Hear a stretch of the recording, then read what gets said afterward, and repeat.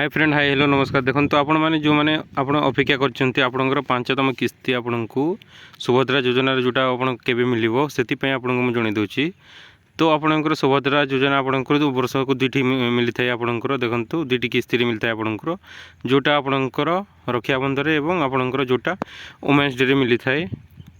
तो आपंकर केवे मिल देखो आपंकर एवं 28 तारीख दिन आपंकर आपंकर अगस्ट 28 आपको मिल जोटा आपंकर रक्षाबंधन अच्छी।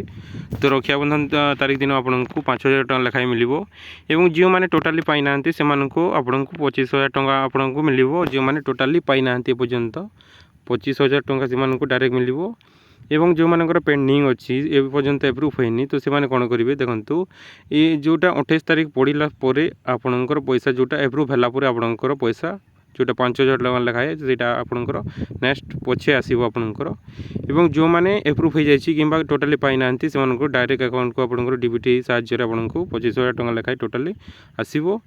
एवं जो मैंने पाई से जोटा 5तम किस्ती अच्छी 5,000 टका लेखाए आपणकर 28 तारीख अगस्ट 28 तारीख दिन आपणकर शुक्रवार दिन आपको मिल।